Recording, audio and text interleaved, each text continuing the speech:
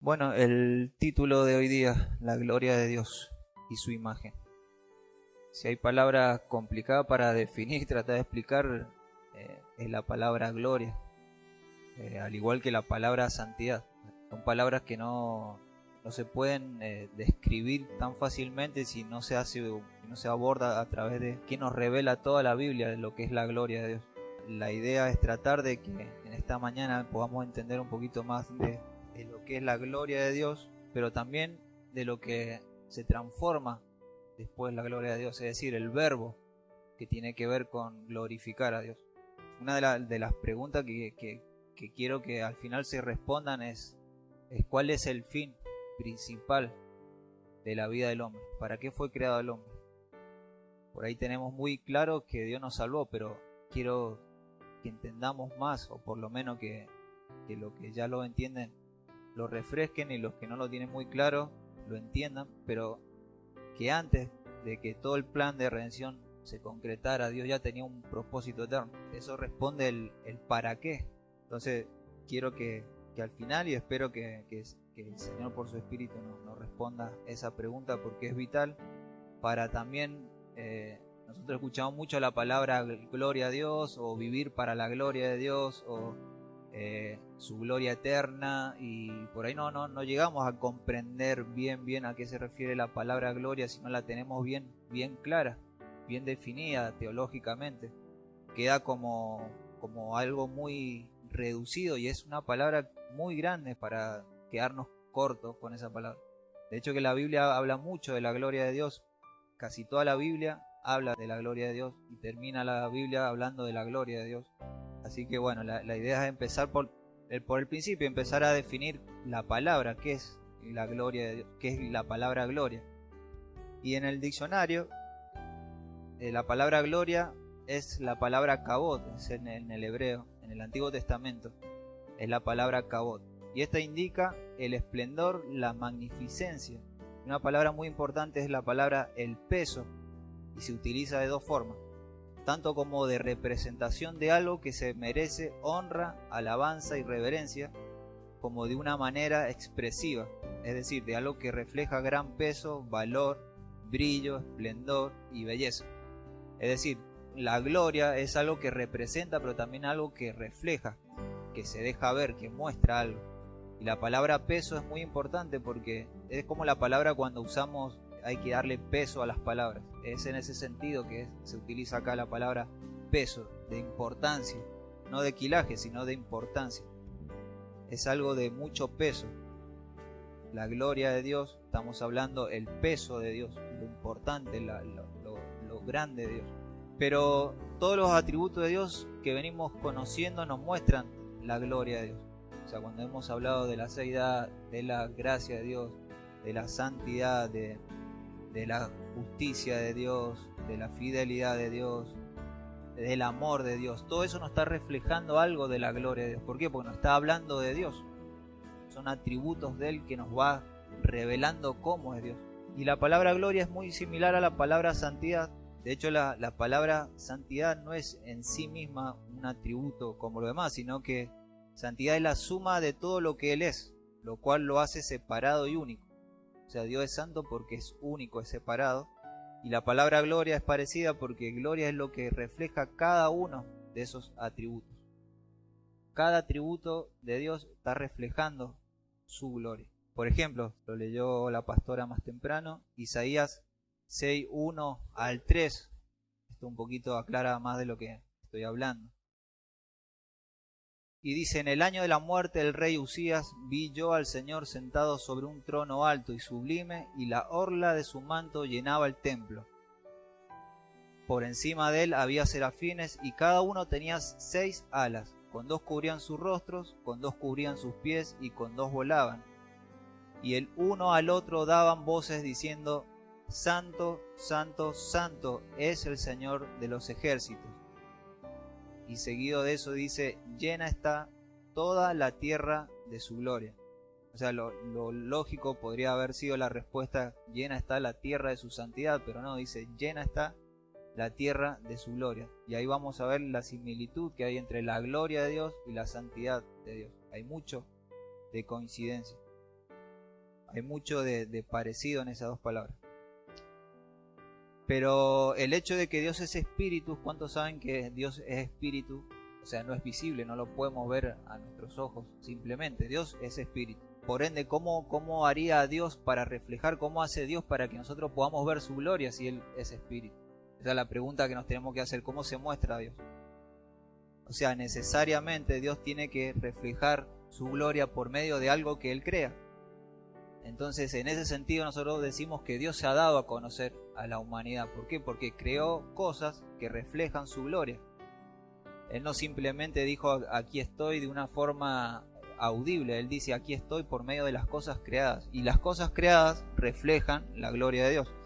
Por eso podemos ir a Romanos 1, 20, 22 para aclarar un poquito más esto. Dice, porque desde la creación del mundo, desde la creación, es decir, desde el día que se empezó a crear el mundo, sus atributos invisibles, fíjense bien, sus atributos invisibles, los cuales eran invisibles hasta el momento, su eterno poder y divinidad, se han visto con toda claridad siendo entendidas por medio de lo creado, de manera que no tienen excusa. En otra versión dice, desde que el mundo fue creado, la humanidad ha contemplado toda la creación que le muestra el eterno poder de Dios y el hecho de que Él es verdaderamente Dios. Así lo invisible de Dios se deja ver por medio de la creación visible, por lo que nadie podrá excusarse diciendo que no sabía si Dios existía o no. Ese versículo es interesante porque está justamente en el contexto de que nadie va a poder ante la presencia de Dios decir, no, yo nunca conocí a Dios, yo nunca supe que Dios existía. Nadie en la presencia de Dios, ya sea para condenación o para gloria, ninguno va a poder decir ante Dios, yo no conocía que existía Dios. Nadie se va a poder justificar ni va a tener excusa de decir que Dios no existía. ¿Por qué? Porque la misma creación nos está hablando de Dios, su eterno poder y su divinidad. Su naturaleza divina está reflejada a través de todo lo creado. Y es porque justamente todo lo creado refleja y nosotros tenemos conocimiento de Dios y aún así el hombre no se vuelve a Dios, es justamente lo que nos muestra la pecaminosidad del hombre, que verdaderamente rechaza a Dios, que a pesar de que la creación nos está revelando que Dios existe, aún así no nos podemos por nosotros mismos volver a Dios si es que Él no hace una obra regeneradora en nuestro espíritu y nos permite ver la gloria de Dios a través de las cosas creadas. Entonces por eso nadie va a tener excusa. Necesitamos poder verle. Por eso la gloria de Dios es la suma de sus perfecciones que muestran su belleza, su esplendor, lo cual lo hace digno de gloria y reverencia. Hasta ahora, bueno, lo que quiero que quede claro es que la gloria de Dios, eso que parece intangible, se hace visible y tangible a través de las cosas creadas. Eso es lo primero que debemos entender. Vamos al Salmo 19.1. Me acompañen, dice, los cielos cuentan la gloria de Dios y el firmamento anuncia las obras de sus manos. A mí me sorprende creer, yo personalmente no creo que existe el ateísmo, yo creo que existe el negacionismo. O sea, no hay forma de creer que Dios no existe. O sea, lo que hay es una dureza del corazón. También hay un velo que no nos permite ver la gloria de Dios, pero ya al punto racional del ser humano de negar la existencia de Dios es una cuestión ya de que está revelando la dureza y el rechazo y el odio que el hombre natural, no regenerado, tiene hacia Dios. Porque no hay forma de pensar al punto de tratar de justificarnos de qué forma y de decir que de la nada se creó todo. O sea, es irracional, no se puede entender. Y muchos científicos de renombre, facultades, universidades, de la primaria, nuestros hijos de la primaria que ingresan a la escuela, ya se les empieza a introducir ese engaño, pero ya irracional, sin sentido, al punto de rayar con la locura. O sea, no tiene por dónde agarrar. O sea, que de la nada se puede crear algo. Eso no tiene sentido, porque viola el principio de causalidad. Entonces, todo lo creado refleja la gloria de Dios. Entonces, esta es una de las declaraciones bíblicas, el Salmo 19.1 que nombré recién, los cielos cuentan la gloria de Dios y el firmamento anuncia las obras de sus manos. Esta es una de las declaraciones bíblicas más claras de que la naturaleza en sí misma está destinada a mostrar la grandeza de Dios. Estas palabras están en el tiempo presente. El firmamento cuenta la gloria de Dios. Hoy mismo, hoy salimos afuera y el cielo está hablándonos de la gloria de Dios. No es algo que Dios nos quiere mostrar de vez en cuando. O sea, la creación está hablando hoy continuamente, en presente. Un presente continuo. Es decir, los cielos están cantando y el cielo está anunciando la obra creadora de Dios. Es una exhibición continua, no con una voz audible, es que cantan su gloria, sino mostrándose. Como, o sea, la creación, los montes no están cantando, no están diciendo con voz gloria a Dios, como a veces nosotros pensamos que le damos gloria a Dios diciendo gloria a Dios, sino que a través de lo que ellos reflejan. Y bueno, sabemos que cada creación refleja algo, un atributo de Dios. Por eso, ¿qué es glorificar a Dios? Vamos a un sinónimo de glorificar. Es elevar, enaltecer, exaltar, afamar, coronar, realzar, engrandecer, consagrar, honrar, dignificar, ennoblecer, encumbrar, prestigiar. Es decir, que lo creado está haciendo esto cuando glorifica a Dios. Está elevando, enalteciendo, exaltando, afamando, coronando, engrandeciendo a Dios. La creación está haciendo eso continuamente. Le está dando gloria a Dios. Gloria a Dios. Ahora estamos hablando puntualmente de la creación. Ya vamos a hablar de cómo lo hace el ser humano. Pero cómo es la gloria de Dios vista a través de la creación. Y acompáñenme al Salmos 148, 1-4. De 1 al 14, perdón. Salmos 148, del 1 al 14. Dice, bueno, esto es un ejemplo justamente de lo que le estoy diciendo. Dice, aleluya, alabad al Señor desde los cielos, alabadle en las alturas, alabadle todos sus ángeles, alabadle todos sus ejércitos, alabadle sol y luna, alabadle todas las estrellas luminosas, alabadle cielo de los cielos y las aguas que están sobre los cielos, alaben ellos el nombre del Señor, pues Él ordenó y fueron creadas, los estableció eternamente y para siempre, le dio ley que no pasara.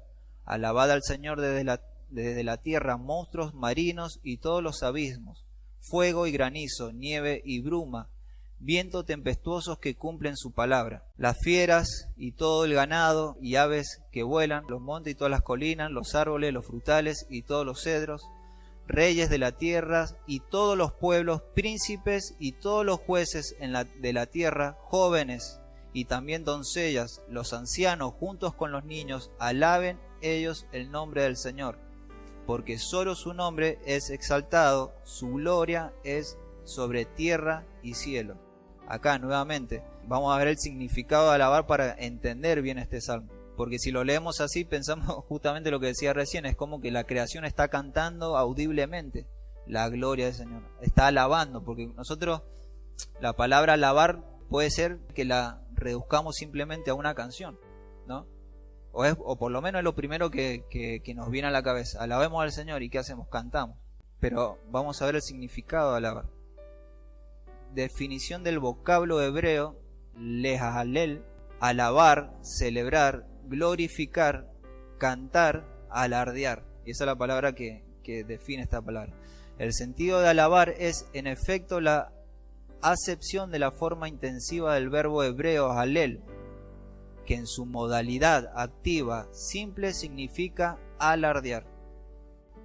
O sea, en resumen, ¿qué significa alabar? Alardear. O sea, cuando nosotros estamos cantando recién, ¿qué estamos haciendo? Estamos alardeando de Dios, de su gloria. Ya sea porque estamos cantando contempla a Dios por todo lo que Él hizo, pero también por lo que creó, pero también por lo que Él hizo por nosotros. Cuando cantamos el poder de su cruz y cómo nos redimió y cómo murió por nosotros y cómo mostró su amor por nosotros, también eso refleja su gloria. Ahí está mostrando su amor, su misericordia, su gracia.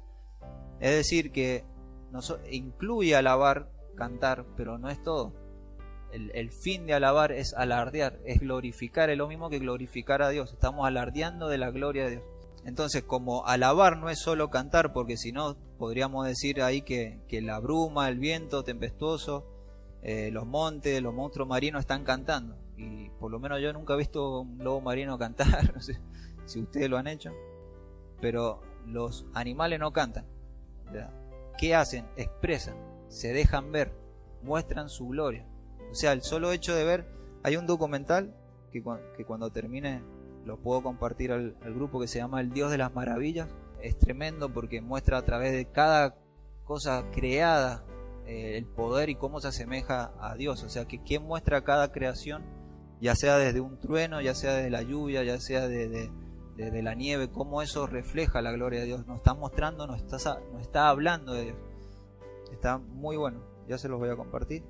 Y entonces la creación está reflejando la gloria de Dios, está mostrando algo de sus atributos, está alardeando de Dios, está mostrando a Dios. Entonces las cosas creadas alardean de la gloria de Dios, la imagen gloriosa de Dios que refleja lo creado. No es una figura tampoco, no es que cuando vemos el sol decimos, Dios es redondo como el sol, o Dios quema como el sol. En realidad lo que está mostrando es mucho más. No es la figura lo que está hablando, por ejemplo, el sol. El sol muestra del poder de Dios, por ejemplo. O sea, ¿quién puede crear el sol? ¿Alguien más poderoso que el sol? A esos niveles de calor. O sea, el que creó el sol tiene que ser algo mayor al sol. ¿Se entiende? Los cielos hablan por ejemplo, de la belleza de Dios. O sea, el firmamento habla de la belleza de Dios. Las cantidades de especies hablan de la creatividad infinita de Dios.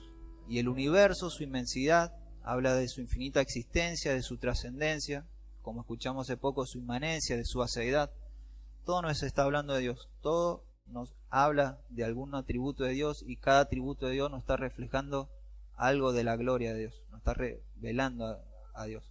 Por eso la creación glorifica a Dios, porque muestra la gloria de Dios. Esto también nos puede llegar a aclarar más qué es vivir para su gloria. Va a traer un poquito más de claridad, por lo menos para mí lo fue, qué es vivir para su gloria. Nuevamente, la creación continuamente alaba y glorifica a Dios por medio de reflejar fielmente los atributos de Dios. La creación glorifica a Dios dando testimonio de su grandeza, de su poder, de su majestad, de su sabiduría. Pero bueno, esto en lo que respecta a la creación. Nosotros también somos criatura de Dios, pero ahora vamos a hablar cómo desde el hombre. ¿Para qué fue creado el hombre? ¿Cómo fue creado el hombre? ¿Con qué fin fue creado el hombre? Y si hay algo que nos diferencia de los animales y de todas las demás criaturas, es que el hombre fue hecho a imagen y semejanza de Dios. Eso está en Génesis 1:27. Y Dios creó al ser humano a su imagen, lo creó a imagen de Dios. Hombre y mujer lo creó. Esto ya nos diferencia totalmente de toda criatura. O sea, muchas veces, hace poco hablamos con los hombres, con los jóvenes también, que hace que el hombre sea de gran valor, que le da valor al ser humano. Lo que le da valor al ser humano no es lo que alcanza, lo que logra, cómo se viste, ni la fama, ni el prestigio, sino que cada hombre tiene un valor en sí mismo porque fue hecho a imagen y semejanza de Dios. No está el valor en nosotros, está en la imagen que Dios plasmó en nosotros. Y ahí les compartía también a los jóvenes, porque hace poquito estuvimos hablando de ese tema, cómo es que ese valor se deja ver a través de nosotros, hechos a su imagen y semejanza. Y le da un ejemplo de que yo escuché de otra persona también, que me aclaró un poquito esto, que tiene que ver por el ejemplo de tener un portarretrato, y que ese portarretrato refleje una foto, una imagen. Y si nosotros tenemos una foto de alguien en nuestra casa y alguien entra y se burla de la foto, ¿qué pasa? Nos enojamos, no nos podremos decir por qué te estás burlando de la persona que está dentro de esa foto. Pero o sea, lo que quiero decir es que hay un enojo porque alguien se burle o rompa, golpee esa foto. Pero el valor no es el papel, el valor sentimental que tiene esa persona por esa foto no está en sí misma en el papel ni en el portarretrato. Eso no tiene valor. Lo que tiene valor es la imagen que lleva plasmada ese papel. De la misma manera, nuestro valor no está en nosotros mismos, sino que nuestro valor está en la imagen que Dios plasmó en nosotros. Por eso uno de los mandamientos, ama a tu prójimo como a ti mismo, es porque el amor al prójimo está simbolizando esto justamente, que estamos amando la imagen de Dios. El valor que tiene nuestro prójimo es que tiene la imagen plasmada de Dios en él. Eso en lo que respecta al valor del hombre hecho a imagen y semejanza de Dios. Es decir, no somos valiosos por nosotros mismos. No importa qué hagamos, no importa cuánto queramos hacer, y esto en términos no solamente de hijos o no hijos, estamos hablando de todo ser humano en la tierra. Todo hombre tiene un valor Por eso no es lo mismo matar a un hombre que matar a un animal. Si yo mato a un animal es probable que no vaya a prisión, pero si yo mato a un hombre se juzga de otra forma. Pero, ¿qué significa específicamente que fuimos hechos a su imagen y semejanza? Eso también, otra de las palabras, fuimos hechos a su imagen. Eso puede venir muchísimas ideas a nuestra mente de qué es la imagen de Dios y cómo la reflejamos. Y a través de la historia, la imagen de Dios ha sido debatible y muchos teólogos se han puesto a discutir qué es específicamente llevar la imagen de Dios, en qué sentido el hombre lleva la imagen de Dios. Pero entre todas las discusiones hay acuerdos comunes, y entre esos acuerdos comunes yo he tomado 4, por lo menos en lo que todos se han puesto de acuerdo es que parte de las características que tenemos de Dios, que no tiene otra criatura, es el poder gobernar y señorear sobre la creación. Y vamos al Salmo 8:3-9, que va a hablar un poquito de esto. Y dice: cuando veo tus cielos, obra de tus dedos, la luna y las estrellas que tú has establecido, digo, ¿qué es el hombre para que de él te acuerdes, y el hijo del hombre para que le cuides? Sin embargo, lo has hecho un poco menor que a los ángeles, y lo coronaste de gloria y majestad. Tú le haces señorear sobre las obras de tus manos, tú lo has puesto bajo sus pies. Ovejas y bueyes, todos ellos también las bestias del campo, las aves de los cielos y los peces del mar, cuanto atraviesa la senda de los mares. Oh Señor, Señor nuestro, cuán glorioso es tu nombre en toda la tierra. Ahí vemos la posición que Dios le dio al hombre, una posición de gobierno, de señorear, de sojuzgar, de fructificar. Eso lo vemos en las primeras páginas de Génesis. Pero también el llevar la imagen de Dios significa poder reflejar su carácter, su personalidad, de cómo es Él. Por eso hemos visto los rasgos del carácter hace poco, y con los hombres estuvimos viendo también todos los rasgos de carácter que tiene Dios, que eso no lo puede reflejar un animal, ni una roca, ni una estrella. Eso es para nosotros, es la personalidad, es el carácter. Eso se nos ha dado a nosotros. También la espiritualidad para relacionarnos con Dios. O sea, ninguna criatura, a diferencia del hombre, puede tener una relación íntima con Dios, porque no se le ha dado espíritu para que tengan esa relación íntima con Dios. Al ser humano sí. A nosotros se nos ha dado la capacidad de invocar el nombre de Dios, de clamar a Dios, de hablar con Dios y ser respondido por Dios. Eso se nos da una relación íntima de Dios con el hombre. Justamente el hombre quien iba a ser, que iba a gobernar la tierra, iba a representar a Dios en la tierra. Y también nos ha dado una conciencia moral. O sea, los animales andan por instinto, pero nosotros tenemos una conciencia moral. Hay una ley escrita en nosotros que nos dice qué es lo que está bien y qué es lo que está mal. Nosotros sabemos y juzgamos según lo que hacemos, sentimos culpa por lo que hacemos, justamente porque tenemos una conciencia moral de lo que está bien y de lo que está mal. De lo contrario seríamos animales, andaríamos como instinto, haríamos las cosas por ganas, pero justamente el hombre se ha reducido a eso, a andar por instinto, al nivel de los animales, el hombre sin Dios, obviamente. Pero aún así tenemos todos una conciencia que nos acusa y nos dice qué es lo que está bien y qué es lo que está mal. Sea, al fin y al cabo, sea lo que sea la imagen de Dios en el hombre, fuimos creados para hacer su imagen en la tierra. Redondeando todo lo que venimos hablando, todo lo que estoy hablando con respecto a la imagen de Dios en el hombre, el fin era que el hombre reflejara la imagen de Dios en la tierra.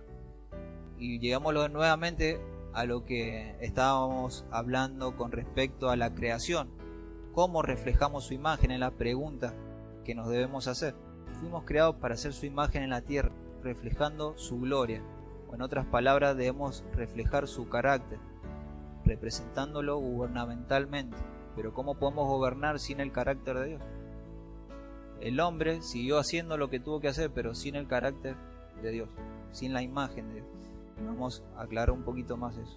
Pero también la Biblia nos revela que el hombre fue creado, pero que también el hombre pecó. Y fíjense en cómo dice la Biblia en Romanos 3:23, dice: por cuanto todos pecaron y no alcanzaron la gloria de Dios. Otra versión dice: fue destituido de la gloria de Dios. Pero esta versión nos está diciendo: no alcanzó la gloria de Dios. Tenemos que entender también de que el hombre, a veces podemos quizás llegar a tener la idea de que el hombre en el huerto ya era perfecto y ya estaba completo. En realidad no es así. Nunca se consumó la obra para la cual el hombre fue creado. sea, el hombre nunca llegó a comer, por ejemplo, del árbol de la vida, y contrariamente a eso comió del árbol del conocimiento del bien y del mal. Por ejemplo, el hombre no alcanzó la perfección, no llegó a su plenitud. Por eso no alcanzó, dice esta versión, la gloria de Dios. De hecho fue destituido, fue sacado de la gloria de Dios. El hombre estaba en un estado de perfeccionamiento, pero no alcanzó esa gloria. ¿Y en qué sentido se dañó la imagen de Dios? ¿En qué sentido el hombre fue destituido de la gloria de Dios o no alcanzó la gloria de Dios? Ciertamente la Biblia por el pecado nos revela que la imagen de Dios se dañó en el ser humano. Y eso ya lo sabemos todos. Pero vamos a tratar de explicarlo un poquito más. En otras palabras, el resultado del pecado entonces no ha sido la pérdida completa de la imagen divina de Dios, sino la corrupción completa de esa imagen. Nosotros no hemos perdido la imagen de Dios. La imagen de Dios está en nosotros. Lo que sucedió es que se corrompió nuestro corazón. Por eso no podemos reflejar la imagen de Dios. Porque podemos ver que el hombre fructificó. O sea, Dios, ¿qué le dijo? Primero lo creó a su imagen y semejanza y después le dio la orden. El orden es importante porque nos está hablando de cómo trabajó Dios con él. Primero lo hizo a su imagen y semejanza y después le dijo: fructificad, multiplicad, sojuzgad, llenad la tierra. No lo podía hacer sin la imagen de Dios. Pero el hombre no dejó de fructificar, multiplicar y llenar la tierra. Eso se lleva a cabo y hasta el día de hoy lo seguimos viendo, que el hombre fructifica, multiplica, llena la tierra. Pero lo que sucedió es que su imagen se corrompió. Y lo que hoy multiplica, sojuzga y llena la tierra es de una imagen corrompida de Dios. Por eso el hombre hoy no glorifica a Dios. Por eso el hombre hoy no puede reflejar la gloria de Dios con la cual fue creado. Fuimos coronados con gloria.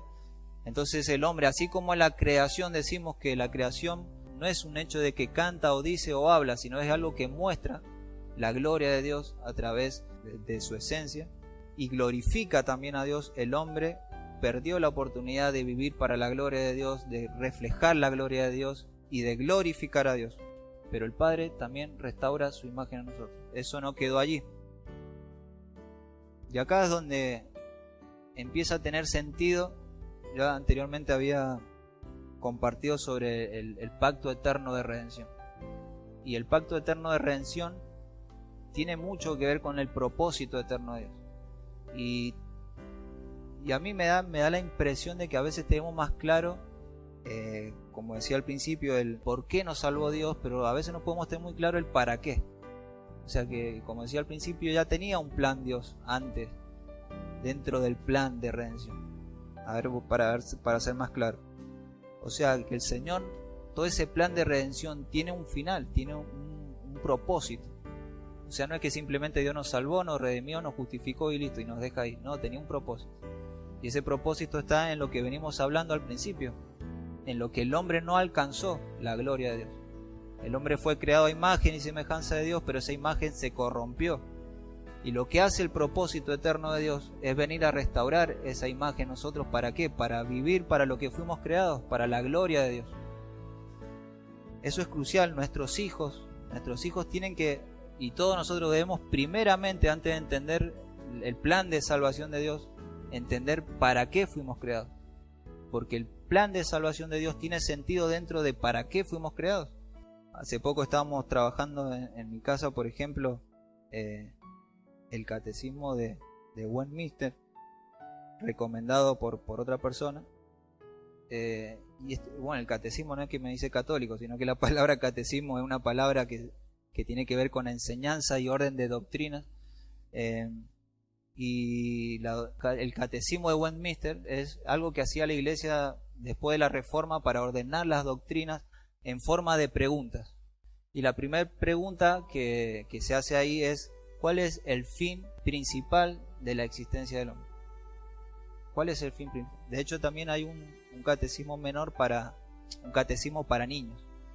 ¿A qué me refiero esto? Que nuestros hijos tienen que tener primero en claro esto: ¿para qué fueron creados? Más allá de la salvación, más allá del pecado, más allá de que, sino ¿para qué fue creado el ser humano?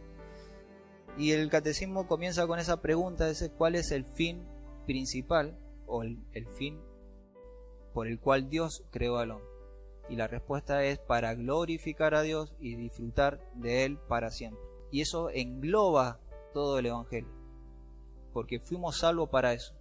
Fuimos creados para glorificar a Dios y disfrutar de Él para siempre. Entonces, ¿por qué digo esto? Porque justamente tiene sentido el Evangelio en esto. Nosotros le podemos enseñar a nuestros hijos, y lo hablo porque justamente lo estamos experimentando ahora. Nosotros le podemos hablar a nuestros hijos del pecado, de que tiene que confesar a Dios, de que tiene que conocer a Dios, de que tiene que arrepentirse de sus pecados, pero si no entienden el para qué o el fin por el cual ese niño fue creado, todo eso como que queda flotando. Nuestros hijos deben saber, y nosotros debemos saber para qué hemos sido creados. Toda la creación fue creado para glorificar a Dios, porque solamente Él es digno de toda gloria y toda honra.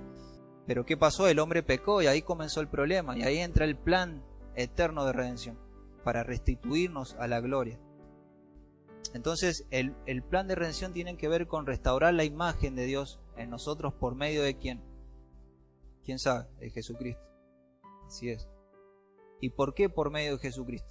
Ahora empieza la hora de preguntas y respuestas. ¿Por qué por medio de Jesucristo? Hebreos 1:3.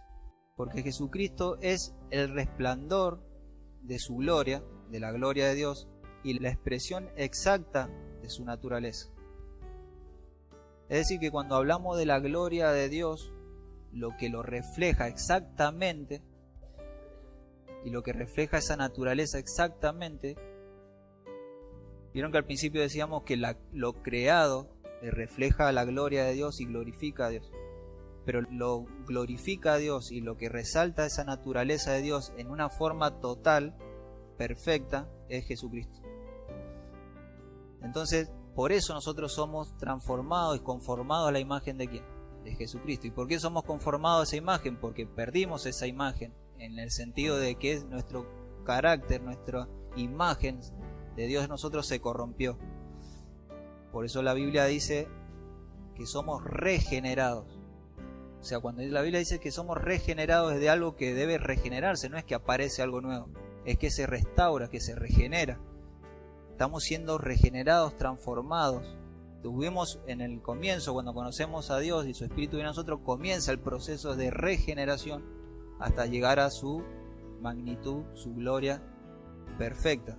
Como decía anteriormente el pastor, o sea, que esa carrera que corremos es ese perfeccionamiento de la imagen de Cristo en nosotros. ¿Y cómo lo hace por medio de Jesucristo? Esta otra pregunta. ¿Cómo lo hace por medio de Jesucristo? ¿Cómo vamos siendo transformados a la imagen de Jesucristo? Dice, entre otras cosas, por medio de contemplar la gloria de Dios, sus atributos.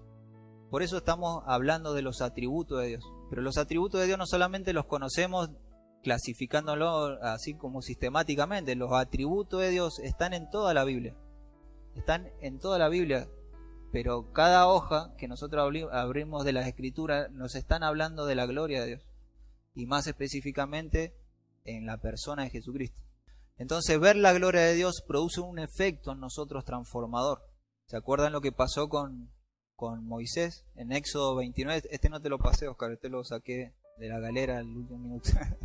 Éxodo 29, 43, 44 dice, y me encontraré allí con los hijos de Israel, y el lugar será santificado por mi gloria.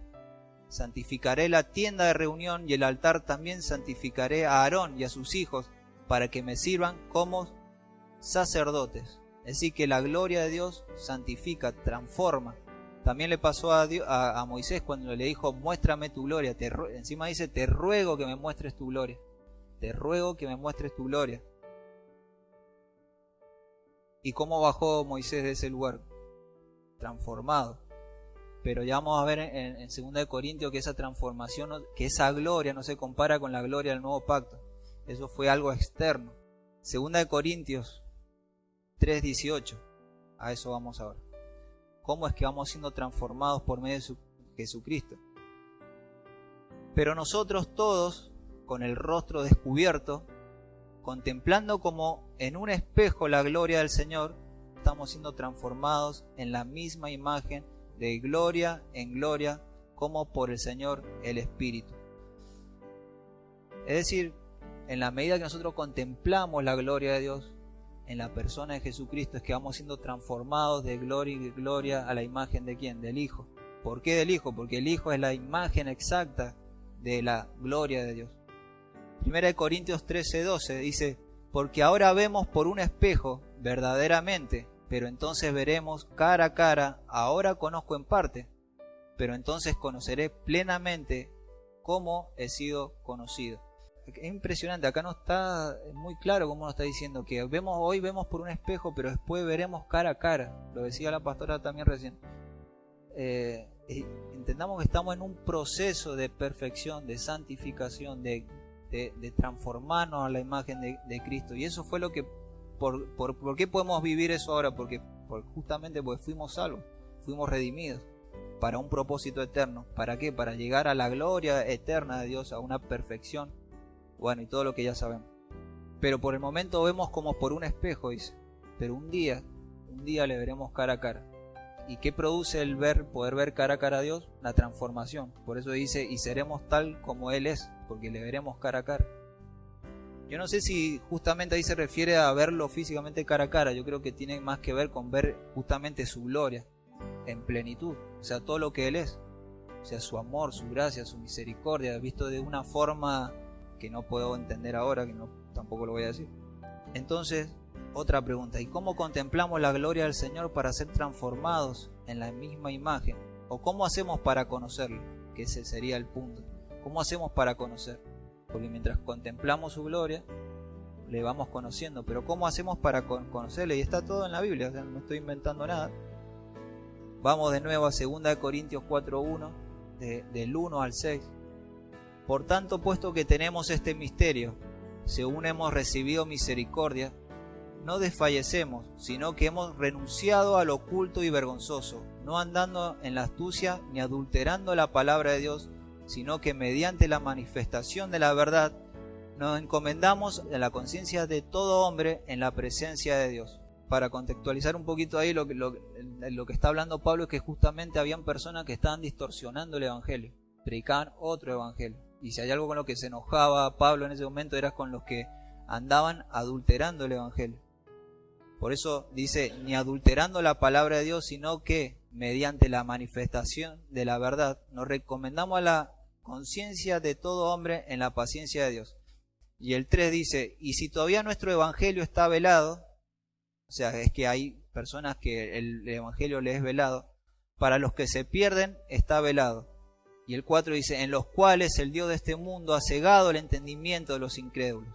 El Dios de este mundo con D minúscula, está hablando de Satanás, para que no vean el resplandor del evangelio de la gloria de Cristo, que es la imagen de Dios. Acá conecto con lo que está hablando recién. ¿Por qué Pablo se enojaba con lo que adulteran el evangelio? Y acá está la importancia de por qué hablamos de sana doctrina o por qué muchos nos enojamos contra los que predican un falso evangelio. Es porque el evangelio mismo refleja la gloria de Dios. Y somos transformados en la medida que vamos comprendiendo ese evangelio. O sea, es a través de la Biblia y de la palabra y del evangelio que nosotros podemos contemplar la gloria de Dios. A ver, cualquier persona puede leer la Biblia y entenderla conceptualmente. Cualquier persona puede ir a la Biblia y entender esto. Pero solo una persona regenerada puede ver la gloria de Dios en las Escrituras. Y eso es lo que hace la diferencia. ¿Por qué? Porque tenemos el Espíritu Santo. Y el Espíritu Santo, ¿qué hace? Nos lleva al conocimiento de Cristo. Y ese conocimiento de Cristo va transformándonos de gloria en gloria. Por eso es fundamental. Por eso Pablo se enojaba con los que adulteraban el Evangelio. No es simplemente porque competían. Es la importancia de predicar la sana doctrina. Es la importancia de predicar el Evangelio. Porque en el Evangelio es donde podemos contemplar la gloria de Dios en su plenitud. Y sigue. Porque no nos predicamos a nosotros mismos, dice, sino a Cristo Jesús como Señor, y a nosotros como siervos vuestros por amor de Jesús. Pues Dios, que dijo que de las tinieblas resplandeciera la luz, es el que ha resplandecido en nuestros corazones para iluminación del conocimiento de la gloria de Dios en la faz de ¿quién? En la faz de Cristo. ¿Y nosotros cómo conocemos a Cristo? O sea, nosotros no nos sentamos a tomar un café con el Señor. A nosotros se nos ha dado la palabra de Dios, se nos ha dado el Evangelio, se nos ha dado la Biblia. Pero a ver, no tenemos que desconectarle el Espíritu Santo ni la revelación de esto, porque justamente lo que le decía recién, no es simplemente leer la Biblia, entender el concepto, sino es que podamos por el Espíritu ver la gloria de Dios, esa gloria que nos va transformando, esa gloria que vamos viendo de Jesucristo y vamos viendo su amor y su gracia y su misericordia, y eso produce un efecto imposible de que no se produzca un efecto de eso en nosotros. Es imposible. Porque para eso se nos ha dado la palabra de Dios. Porque el Espíritu Santo obra a través de su palabra. Porque nosotros vamos siendo transformados a la imagen de Cristo. No todo el mundo puede ver la gloria de Dios. No todas las personas pueden ir a la palabra de Dios, a la Escritura y ver la gloria de Dios. No todos. Solamente los que ya han sido regenerados. Por eso dice anteriormente, y en otro versículo dice que los judíos hasta el día de hoy leen a Moisés y no pueden ver la gloria de Dios. ¿Por qué? Porque tienen un velo. Pero dice que donde está el Espíritu de Dios, donde está Cristo, el velo es quitado. Cuando Cristo entra en la vida de una persona, ese velo que nosotros tenemos, que vamos a la Escritura y leemos y podemos ser teólogos y poder ser los más eruditos en la palabra de Dios, pero nunca vamos a poder contemplar la gloria de Dios si ese velo no ha sido quitado. Por eso ahora vemos a cara descubierta la gloria de Dios.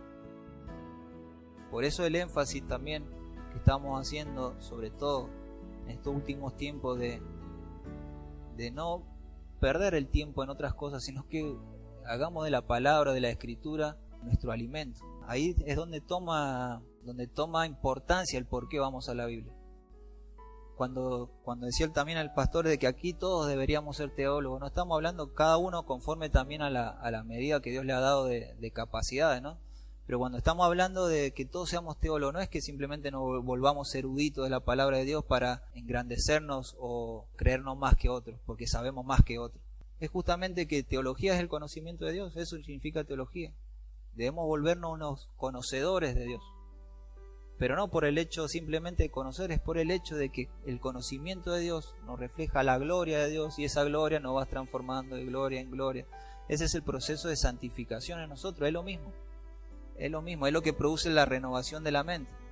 Es lo que alumbra nuestro entendimiento. Es lo que nos va despojando del viejo hombre y nos va vistiendo del nuevo hombre. Es todo lo mismo. La Biblia no habla de muchos temas. Es lo mismo, nada que dicho de distintas formas, distintas palabras. Y fíjense que dice, en los cuales el Dios de este mundo ha cegado el entendimiento. Es como trabaja justamente en nuestra mente. Ese es nuestro entendimiento donde da fruto la palabra de Dios. Por el Espíritu. Por eso el Espíritu alumbra nuestro entendimiento. Debemos leer la palabra de Dios, debemos trabajarla, debemos tener devocionales, debemos pasar tiempo de intimidad con Dios por medio de su palabra. Tenemos que pasar tiempo, no podemos pasar mucho tiempo en otras cosas y no pasar tiempo en su palabra. Esto no es porque es una imposición de legalismo, de que a partir de ahora hay que leer la palabra. Y todos tenemos que leer la palabra y todos nos tenemos que aprender de memoria los versículos. No pasa por ahí, tiene que ver con que es por medio de eso que Dios nos ha dado para llegar al conocimiento pleno del Señor y a través de la predicación del Evangelio. Es que solamente cuando vamos a la Biblia y entendemos el Evangelio, pero no solamente como ideas aisladas, justificación. ¿Por qué lo hacemos sistemáticamente? Porque sistemáticamente nos da una idea más puntual de cada cosa, pero también tenemos que tener la teología bíblica. O sea, tenemos teología sistemática, pero también tenemos teología bíblica. Es ver cómo todo eso se une en un solo plan, en un solo propósito eterno. Debemos ir entendiendo cómo se va uniendo cada parte de la Escritura. Y así como decía Pablo, dice que aun cuando leen a Moisés, el velo, aún tienen un velo que no les permite ver a Dios, porque justamente la Biblia nos revela a Cristo de Génesis hasta Apocalipsis. Toda la Biblia nos revela a Cristo.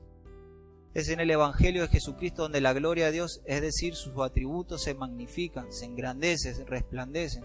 Si hay un lugar en donde contemplamos la gloria de Dios, como en un espejo, es en el Evangelio de Jesucristo. Efesios 2, del 1 al 8. Por ejemplo, dice: Él dio vida a vosotros que estabais muertos en vuestros delitos y pecados, en los cuales anduvisteis en otro tiempo según la corriente de este mundo, conforme a los príncipes de las potestades del aire, el espíritu que ahora opera en los hijos de desobediencia, entre los cuales también todos nosotros en otro tiempo vivíamos en las pasiones de nuestra carne, satisfaciendo los deseos de la carne y de la mente, y éramos por naturalezas hijos de ira, los mismos que los demás. Pero el hombre, dice, pero Dios, que es rico en misericordia, por causa del gran amor que nos amó, aun cuando estábamos muertos en nuestros delitos, nos dio vida juntamente con Cristo. Por gracias habéis sido salvados, aun cuando estábamos muertos en nuestros delitos y pecados. Eso nos está hablando de la gracia. No es que esperó que nosotros hiciéramos algo y viera algo bueno nosotros para Él acercarse a nosotros. Nosotros estábamos muertos en delitos y pecados. El Señor no nos salvó en el sentido de que así como se sana un enfermo, nosotros nos resucitó, nosotros estábamos muertos. Es totalmente distinto. No fuimos sanados en el sentido de salvación. Nosotros fuimos traídos de muerte a vida. Nosotros estábamos, ¿y qué es lo que producía esa muerte? El pecado. ¿Y el pecado qué es lo que es? Infracción de la ley de Dios. ¿Y qué es la infracción de la ley de Dios? ¿Qué es la ley de Dios? El carácter santo de Dios. Entonces, ¿qué hacíamos todo el tiempo? Estábamos de cierta forma, podemos decir, como diciéndole a Dios: no me interesa quién sos vos, yo voy a hacer lo que yo quiero, a mí no me interesa lo que vos decís, a mí no importa si vos sos santo, si no tenés nada que ver con el pecado, a mí no me interesa si vos odias la fornicación, la mentira, el engaño, la envidia, el odio, a mí no me interesa, yo quiero vivir de esta forma. De esa forma vivíamos antes, por eso éramos hijos de ira. Pero a pesar de vivir así, porque a veces el pecado no es simplemente una acción mala, es infracción de la ley de Dios. Y la paga del pecado es muerte. ¿Y qué es la ley? Esto tiene que la ley es el reflejo del carácter santo de Dios, de lo que Dios es. De todo lo, o sea, cuando pecamos estamos yendo en contra de lo que Dios es. Es la traición máxima el pecado hacia Dios. Es lo peor, es lo único malo que podemos hacer ante Dios. Y aún en esa posición dice, pero Dios que es rico en misericordia. O sea, una cosa es ayudar a una persona que vemos ahí, tener misericordia de una persona, pero otra cosa es gracia. Una cosa es condolernos de una persona que necesita algo, pero otra cosa es ayudar a una persona cuando esa misma persona fue la que me robó anteriormente, y yo verla que esa persona que me robó anteriormente, yo voy y lo restituyo. Eso es gracia. ¿Por qué? Porque no lo merece. No merecíamos nada de lo que recibimos. Pero Dios, que es rico en misericordia, por causa del gran amor con que nos amó, fíjense que no dice que nos ama, dice que nos amó. ¿Cuándo? En la eternidad. ¿Cuándo nos amó? En su pacto eterno de redención. Es la acción del amor. Porque el amor si no queda en algo abstracto, ¿no? El amor se refleja a través de una acción. ¿Cuándo? Cuando Él puso su vida por nosotros en la eternidad y después la vemos reflejada en la tierra. Por eso después dice, y de tal manera amó Dios al mundo que envió a su Hijo para que todo aquel que en Él crea no se pierda, mas tenga vida eterna. De tal manera amó Dios al mundo. Y con Él nos resucitó y con Él nos sentó en los lugares celestiales en Cristo Jesús. Es decir, que la persona que me había robado, a la cual yo restituí, no solamente lo restituyo, sino que lo siento a mi lado, en mi mesa, a comer conmigo. Una cosa es pecar contra el hombre, otra cosa es pecar contra Dios. A pesar de que cuando pecamos contra el hombre también pecamos contra Dios, porque todo hombre es hecho a imagen y semejanza de Dios. Pero pecar contra Dios es pecar con algo que no tiene fin. O sea, la importancia del pecado se lo da el contra quién pecamos. O sea, ¿qué quiero decir? Una cosa es pecar contra algo finito y otra cosa es pecar contra un Dios infinito. O sea, hemos pecado contra el Dios de toda gloria, de toda honra, de toda majestad.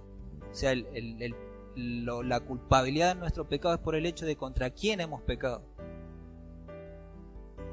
Y eso es grave. Hemos pecado contra el Dios eterno, el Dios, o sea, el preexistente, el Dios que existía antes de todo lo creado, contra el único Dios verdadero. Por eso es tan grave el pecado. Pero Dios, que es rico en misericordia, y con Él nos resucitó y con Él nos sentó en los lugares celestiales en Cristo Jesús, a fin de poder mostrar en los siglos venideros las sobreabundantes riquezas de su gracia. Es que el Señor también quiere que conozcan su gracia. ¿Cómo? Y por medio de nosotros, que no merecíamos la regeneración, la justificación, la santificación. Nosotros somos una expresión de la gloria de Dios a través de su gracia. Dios ha tenido gracia con nosotros.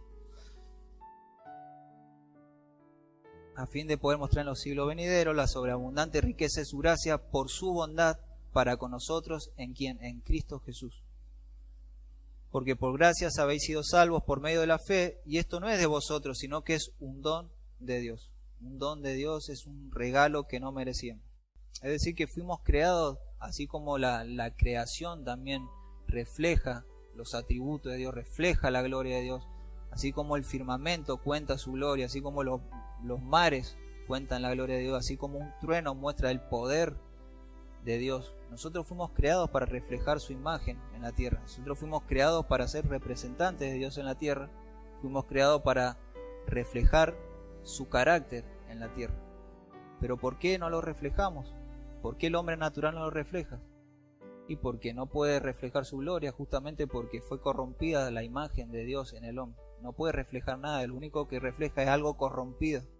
Y por eso nosotros que hemos sido regenerados podemos crecer de gloria en gloria reflejando esa misma imagen. Y eso es lo que nos hace glorificar a Dios. O sea, cuando decimos glorifiquemos a Dios, y todo lo que hagáis, hacedlo como para el Señor, o otra parte dice, ya sea que comáis o bebáis, hacedlo todo para la gloria de Dios. Ahí ya va tomando un poco más de claridad que es vivir para la gloria de Dios. No lo podemos reducir simplemente a vivir para la gloria de Dios en congregarnos un domingo o en decir palabras simplemente. La gloria de Dios, glorificamos a Dios a diario con nuestro comportamiento. Nuestro comportamiento refleja la gloria de Dios. Por medio de nuestro comportamiento reflejamos el carácter de Dios, y por medio de nuestro comportamiento es que glorificamos a Dios. Si no, nos volvemos como los judíos, que por afuera mostraban algo, pero por dentro estaban muertos. Y al fin y al cabo no cumplían la ley de Dios y no permitían que, no la cumplían ellos y no hacían que los otros la cumplieran, y no entraban ellos a la salvación y no hacían que otros entraran a la salvación. Por eso a Dios no lo podemos engañar, no puede ser burlado. De nuestra boca pueden salir muchas veces gloria a Dios, gloria a Dios, gloria a Dios, y no estar glorificando a Dios. Eso es peligroso. Por eso tenemos que tener temor de Dios también. Bueno, nos podemos volver personas muy religiosas de nuestro interior, porque por un lado podemos venir acá y comportarnos de una forma muy, muy recta, pero el día a día en nuestro hogar, en el trabajo, es como realmente somos y glorificamos a Dios. Es ahí donde glorificamos a Dios. No el domingo solamente. En el domingo nos reunimos entre todos, cantamos y glorificamos a Dios a través de palabras. Está bien y hay que hacerlo. Pero y el día a día, eso es lo que verdaderamente somos. Es cómo nos vestimos, es cómo hablamos, es cómo pensamos, es cómo tratamos al prójimo. Todo eso glorifica a Dios, porque si es que lo estamos haciendo reflejando su carácter. ¿Por qué? Porque fuimos hechos a imagen y semejanza de Dios, y esa imagen refleja el amor de Dios, la paciencia de Dios, que son los frutos del Espíritu. La paciencia, el gozo, paz, fe, mansedumbre, benignidad. Y es Jesucristo mismo el que nos lleva a la gloria. Estamos en un camino a la gloria. Estamos siendo glorificados, pero estamos a un camino de gloria. Como decía también el pastor más temprano, vamos a llegar a un momento en que ya no habrá pecado en nosotros, porque seremos tal como Cristo es. Y ya no habrá llanto, no habrá clamor. Dios enjugará todas nuestras lágrimas. Hebreos 2.9 dice, pero vemos a aquel que fue hecho un poco inferior a los ángeles. Anteriormente venía hablando del hombre, dice que fue coronado de gloria, lo puso sobre las obras de sus manos. Y después continúa en Hebreos 2.9 al 10, dice, pero vemos a aquel que fue hecho un poco inferior a los ángeles, es decir, a Jesús, coronado de gloria y honor a causa del padecimiento de la muerte, para que por la gracia de Dios probaran la muerte por todos. Y el 10 dice, porque convenía que aquel para quien son todas las cosas y por quien todas las cosas son todas las cosas, llevando a muchos hijos ¿a dónde? A la gloria, hiciera perfecto por medio de los padecimientos al autor de la salvación de ellos. Es decir, que nos está llevando a la gloria, está llevando a reflejar a Cristo en una expresión pura, perfecta, que fue para lo que fuimos creados. Y de esa forma glorificamos a Dios. Eso es vivir para su gloria. Ese fue el plan por el cual Dios creó al hombre. Para ir terminando, 1 Corintios 10, 26 al 33. Un ejemplo que nos da la Biblia para también entender qué es vivir para su gloria. Dice, porque del Señor es la tierra y todo lo que en él hay. Si algún incrédulo os invita y queréis ir, comed todo lo que se os ponga delante, sin preguntar nada por motivo de conciencia. Pero si alguno os dice, esto ha sido sacrificado a los ídolos, no lo comáis por causa del que por causa del quien lo dijo, y por motivos de conciencia, porque del Señor es la tierra y todo lo que en ella hay. Quiero decir, no vuestra conciencia, sino la del otro, pues, ¿por qué ha de ser juzgada mi libertad por la conciencia ajena? Si participo con agradecimiento, ¿por qué he de ser censurado a causa de aquello por lo cual doy gracias? Entonces, ya sea que comáis, que bebáis o que hagáis cualquier otra cosa, hacedlo todo para la gloria de Dios. Y acá está la respuesta: no seas motivo de tropiezo ni a judíos, ni a griegos, ni a la iglesia de Dios. Así como también yo procuro agradar a todos en todo, no buscando mi propio beneficio, sino el de muchos, para que sean salvos. En ese tiempo justamente se acostumbraba a sacrificar animales para los ídolos, y justamente pues esas comidas se vendían en las carnicerías de los lugares, ¿no? Entonces muchos sabían que esas comidas eran sacrificadas a los ídolos. Pero Pablo que está diciendo es: yo no tengo mala conciencia de eso, porque yo sé que un ídolo nada es. Yo tengo libertad para comer eso. Pero también nos está hablando de que hay personas que son conscientes de que eso ha sido para idolatría, para sacrificio, para sacrificar algo a los ídolos, ¿no? Y Pablo nos está diciendo, eso no está mal tampoco, creer en eso. Porque justamente él que está pensando, la persona que no quiere comer algo sacrificado a los ídolos, está pensando en Dios. O sea, cuando esa persona está diciendo, no voy a comer eso sacrificado a los ídolos, no lo voy a hacer porque ha sido los ídolos y yo sirvo a Dios. Está bien. Pero Pablo tiene otra madurez. Pablo dice, yo sé que un ídolo nada es, y él no tiene peso de comer eso. Tranquilamente lo puede comer, él sabe que los ídolos no existen. Entonces lo que están haciendo los dos básicamente está bien. Pero fíjense en la actitud de Pablo. ¿A qué nos manda? ¿Qué es vivir para la gloria de Dios? Pablo lo que nos está diciendo ahí, si eso que vos vas a comer es motivo de tropiezo a la conciencia de la otra persona, no lo comas. No lo comas. Por ejemplo, no sé, nos vamos a comer un asado con todos los varones y esa comida fue sacrificada a los ídolos, y hay un judío ahí que se ha convertido hace poco y él piensa, ¿no?, que esa comida es sacrificada a los ídolos y no la quiere comer. Y estamos todos los varones reunidos en esa reunión. ¿Comemos o no comemos? Pero el asado está riquísimo. ¿Y quién nos va a hacer a nosotros comernos un asado? Bueno, comamos el asado, si total. Después charlamos con el hermano, le explicamos bien que eso no es así, no es tan así. Pero lo que nos está diciendo acá Pablo, justamente lo que dice, yo no busco mi propio beneficio, sino el de muchos para que sean salvos. O sea, Pablo está dispuesto a dejar de hacer lo que es para su propio bien, sabiendo que él es lícito, no tiene problema, pero él tiene un bien mayor, que es el bien del prójimo. Y eso es, o sea, por eso justamente se reprime y dice, no, yo no lo voy a comer porque estoy pensando en la conciencia de aquel que puedo perjudicar comiendo esto. Porque dice, pero si estos que son apóstoles están comiendo sacrificado a los ídolos, al final estos, o ellos hacemos pecar a la otra persona. ¿Por qué? Porque si come lo sacrificado a los ídolos sabiendo que su conciencia lo juzga, esa persona está pecando. Porque si no lo hacemos algo por fe, pecamos. O sea, esa persona tiene que estar de limpia conciencia comiendo esos sacrificados a los ídolos. Pero si mi conciencia a mí me acusa que eso que voy a hacer, eso comerme ese asado, me está diciendo que eso está mal, y yo a pesar de eso lo hago, Dios no juzga si el ídolo es algo o no. Dios está juzgando la intención de mi corazón.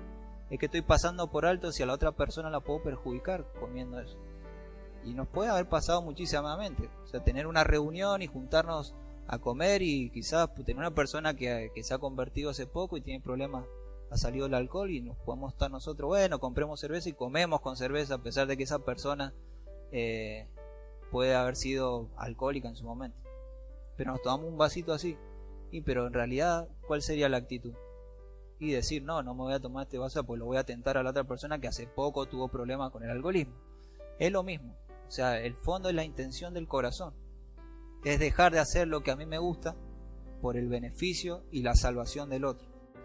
Y acá justamente nos dice Pablo, ya sea que comáis, ya sea que bebáis, hacedlo todo para la gloria de Dios. Esa es la actitud que manifiesta la gloria de Dios. Es de esa forma que glorificamos a Dios. Es de esa forma que estamos reflejando un carácter de Dios, el atributo de Dios. Por eso lo que decía más temprano es que vivir para la gloria de Dios o glorificar su nombre y vivir para lo que fuimos creados tiene mucho más que ver con congregarnos un domingo.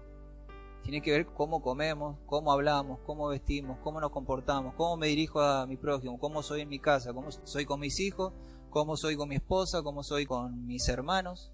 Es todo lo que refleja la gloria de Dios en nosotros, pero está en nuestro carácter. Por eso los rasgos del carácter que veníamos viendo. Por eso es que debemos ser transformados a la imagen de Dios. Y termino con este versículo, Romanos 8:28.